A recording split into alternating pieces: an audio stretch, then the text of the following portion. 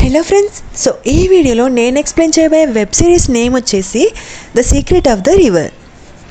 Cinema open చేస్తే స్టార్టింగ్లో manual అనే చిన్న అబ్బాయిని ఒక అంకుల్ నది వరకు తరుముతూ వెళ్తాడు.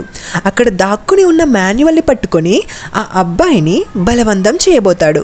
దాంతో ఆ పిల్లాడు గట్టిగా అరుస్తూ తప్పించుకోవడానికి ప్రయత్నిస్తూ ఉంటాడు. అప్పుడే ఆ పిల్లాడి ఫ్రెండ్ అక్కడికి వచ్చి ఆ అంకుల్ నుండి విడిపించడానికి ట్రై చేస్తాడు. అప్పుడు ఆ అంకుల్ను మాన్యువల్ ఫ్రెండ్ నెట్టగా కాలు జారి నదిలో పడి తలకు రాయి తగిలి చనిపోతాడు. కట్ చేస్తే నెక్స్ట్ సీన్లో మాన్యువల్ తన నాన్నమ్మ ఇంటికి బస్లో వెళ్తాడు. బస్ దిగేటప్పుడు తనని తీసుకుని వెళ్ళడానికి తన నాన్నమ్మతో పాటు మాన్యువల్ వాళ్ళ అమ్మ ఫ్రెండ్ అయినటువంటి లూసియా ఇంకా లూసియా కొడుకు ఎరిక్ కూడా వస్తారు.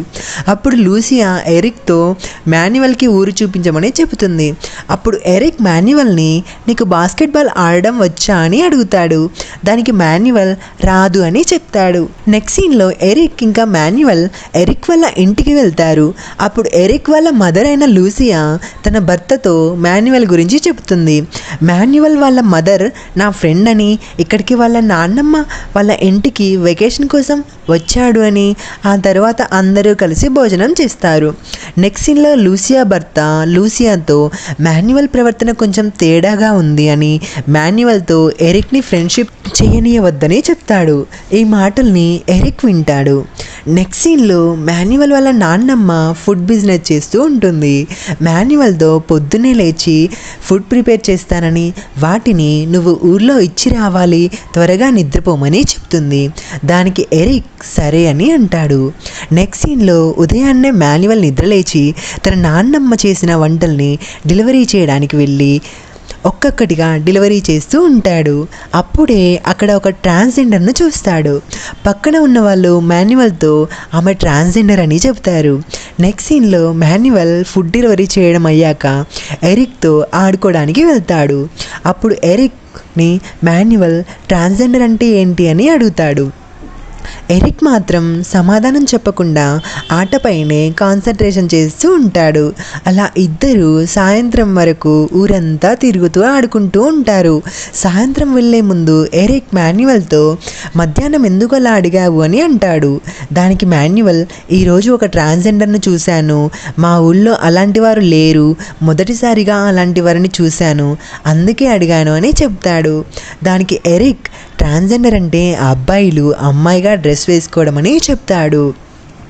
కట్ చేస్తే నెక్స్ట్ సీన్లో లూసియా భర్త జెసింటో లూసియాతో మళ్ళీ ఎరిక్ని మాన్యువల్తో ఆడుకోవడానికి ఎందుకు పంపావని, ఆ పిల్లాడంటే నాకు నచ్చడు అని చెప్తాడు. దానికి లూసియా ఎందుకు అలా ఆలోచిస్తారు అని, ట్రాన్స్జెండర్స్ కూడా మన ట్రెడిషన్లో భాగమని, పూర్వం అమ్మాయిలు కన్యత్వాన్ని గొప్పగా భావించేవారని, పెళ్ళయ్యేంత వరకు అబ్బాయిలతో కలిసేవారు కాదని, అప్పుడు అబ్బాయిలు ట్రాన్స్జెండర్స్తో కలిసేవారని చెప్తుంది. దానికి జెసింటో ఇలాంటి కథలు నువ్వు ఎన్ని చెప్పినా నాకు అలాంటి వారు నచ్చరు అని చెప్తాడు. నెక్స్ట్ సీన్లో జెసింటో ఎరిక్ను తనతో తీసుకుని వెళ్ళి షూటింగ్ నేర్పుతూ నువ్వు మాన్యువల్తో ఫ్రెండ్షిప్ చేయకూడదు అని, అబ్బాయిగా పుడితే అబ్బాయిగానే ఉండాలి అని, అమ్మాయిగా పుడితే అమ్మాయిగానే ఉండాలి అని, ప్రకృతికి విరుద్ధంగా ప్రవర్తించే అలాంటి వారితో ఫ్రెండ్షిప్ చేయకూడదు అని చెప్తాడు. కట్ చేస్తే నెక్స్ట్ సీన్లో మాన్యువల్ వాళ్ళ నాన్నమ్మ మాన్యువల్ని ట్రాన్స్జెండర్స్ ఉండే చోటుకి తీసుకుని వెళ్ళి అక్కడ ఉన్న సోల్జన్ అనే ట్రాన్స్జెండర్తో ఇతను నా మనవడు అని, ట్రాన్స్జెండర్స్ గురించి అడిగాడు అని, అందుకే మిమ్మల్ని చూపిద్దామని తీసుకుని వచ్చాను అని చెప్తుంది. అందుకు సోల్జన్ అనే ట్రాన్స్జెండర్ మాన్యువల్ను లోపలికి తీసుకుని వెళ్ళి ట్రాన్స్జెండర్స్ అంటే అబ్బాయిల బలం, అమ్మాయి లాంటి మనసు ఉండేవారని, వాళ్ళు అమ్మాయిలాగా రెడీ అవుతారని చెబుతుంది. అప్పుడు మాన్యువల్ సోల్జన్ని మీరు నా వయసులో ఉన్నప్పుడు ఎలా ఫీల్ అయ్యేవారు అని అడుగుతాడు.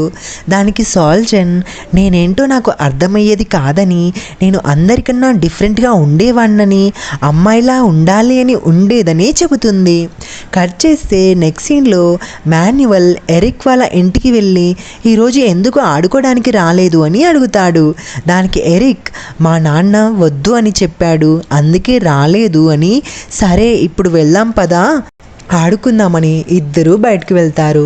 అప్పుడు ఎరిక్ మాన్యువల్తో ఎందుకు నువ్వు అమ్మాయిలా డిఫరెంట్గా నడుస్తావని చెప్పి నిన్ను ఒక చోటికి తీసుకుని వెళ్తాను అని అమ్మాయిల స్నానం చేసే దగ్గరికి తీసుకుని వెళ్ళి దొంగతనంగా చూపించి నీకేమనిపించింది వాళ్ళని అలా చూస్తే అని అడుగుతాడు. దానికి మాన్యువల్ నాకు ఏమీ అనిపించలేదు, నీకు ఒక విషయం చెప్పాలి అని, కానీ అది చెబితే నువ్వు నాతో ఫ్రెండ్షిప్ చేయవు అని అంటాడు. నేను కూడా ట్రాన్స్జెండర్ లాగా మారుతానేమో అని అంటాడు. అప్పుడు ఎరిక్ అలా ఏమీ లేదు, మా నాన్న వద్దని చెప్పినా మనిద్దరం ఎప్పుడు బెస్ట్ ఫ్రెండ్స్ లాగానే ఉంటాము అని చెప్పి మీ ఊరు ఎప్పుడు వెళ్తావని అడుగుతాడు. దానికి మాన్యువల్ మీ మామయ్య మ్యారేజ్ అయ్యాక వెళ్తానని, మళ్ళీ డిసెంబర్లో వస్తాను అని చెప్తాడు. నెక్స్ట్ సీన్లో ఎరిక్ వాళ్ళ మామయ్య పెళ్ళికి మాన్యువల్ తన నాన్నమ్మతో కలిసి వెళ్తాడు. పెళ్ళైపోయాక సాయంత్రం అందరూ డ్రింక్ చేస్తూ ఉంటారు. డ్రింక్ చేసిన తరువాత ఎరిక్ వాళ్ళ నాన్న మాన్యువల్ని తిడతాడు. దాంతో మాన్యువల్ ఏడుస్తూ నది దగ్గరికి వెళ్ళి కూర్చుంటాడు. మాన్యువల్ని గమనించిన ఎరిక్ వాళ్ళ అంకుల్ సెర్గియో అప్పటికే డ్రింక్ చేసి ఉంటాడు. మాన్యువల్ని అనుసరిస్తూ మాన్యువల్ దగ్గరికి వెళ్తాడు. వెళ్ళి మాన్యువల్ను బలవంతం చేయబోతాడు. మాన్యువల్ ఏడుస్తూ వెళ్ళడం చూసిన ఎరిక్ క్లాస్మేట్ అయినటువంటి పావులీనా ఎరిక్తో మాన్యువల్ ఏడుస్తూ వెళ్ళాడు అని చెప్తుంది. దాంతో ఎరిక్ మాన్యువల్ని వెతుక్కుంటూ వెళ్ళగా అక్కడ ఎరిక్ వాళ్ళ మామ మాన్యువల్ని బలవంతం చేయడం చూస్తాడు. దాంతో ఎరిక్ తన మామతో నీ గురించి ఇంట్లో చెప్తాను అని చెబుతూ మాన్యువల్ని విడిపించబోతాడు. అప్పుడు సెర్గియో కాలు జారి నదిలో పడి తలకు రాయి తగిలి నదిలోనే చనిపోయి బయటికి రాడు. భయంతో మాన్యువల్ ఈ విషయం బయట తెలిస్తే మనల్ని జైల్లో పెడతారు అని అంటాడు. దానికి ఎరిక్ ఈ విషయం ఎవరికి చెప్పకూడదు అని తిరిగి ఇంటికి వెళ్తారు. అప్పటికే ఇంట్లో వాళ్ళు సెర్గియో కోసం వెతకడం స్టార్ట్ చేస్తారు. దాంతో ఎపిసోడ్ 1 కంప్లీట్ అవుతుంది.